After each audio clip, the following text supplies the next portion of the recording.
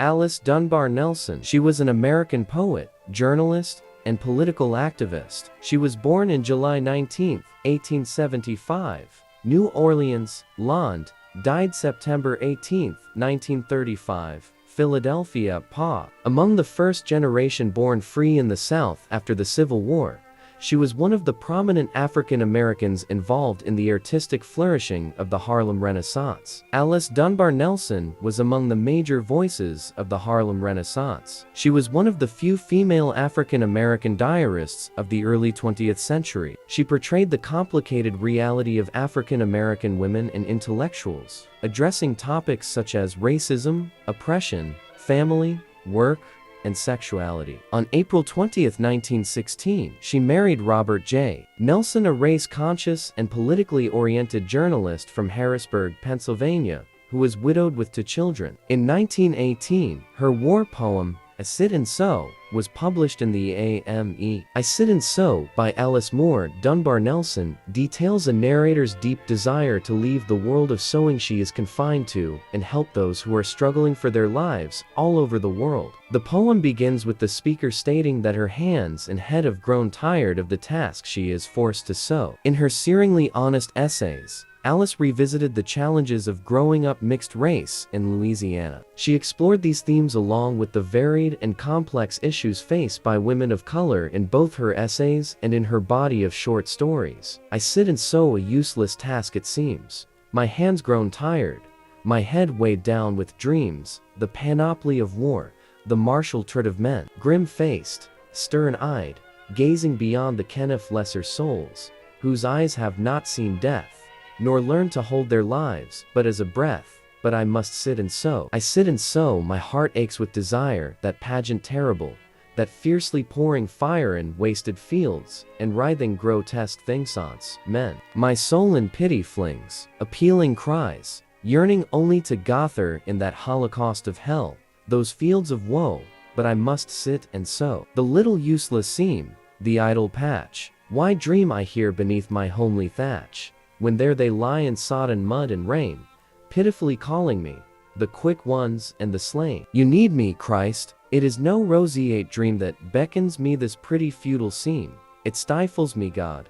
Must I sit and sew? Jean Toomer. Toomer was an influential African-American novelist and writer. His best work was the novel, Cain, and it was hailed for its representation of African-American culture. Toomer was born in 1894 in D.C. to a black father who was a farmer and a white mother whose father was the governor of Louisiana. From the get-go, his family was very wealthy because of his mother's background, but tragedy struck as his father left him. He later had to be cared for by his mother and grandfather. He went to an all-black and all-white school during his school ages.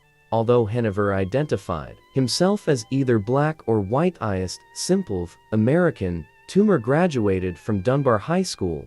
The high school itself is named after Alice Dunbar Nelson. After graduating, he attended Madison, Wisconsin University Studvina, Agriculture, but he remained there for a year. He went to 4 colleges, one in New York, Chicago, Massachusetts, and Wisconsin. He left college and never earned a degree. Afterwards, he settled in New York and published little magazines, which led him to making important connections with some famous writers, like Hart Crane. His work on poems and essays about black culture led to him to being a well-respected author. His other works did not gain as much popularity as his works in Cain, and he quickly retired. Toomer died in 1967, at the age of 72. Some literary devices used in this poem are imagery, simile, and alliteration. In the line, hair braided like chestnut, there is imagery that has 2 different meanings. The color is mentioned, and could be the color of a lyncher's rope.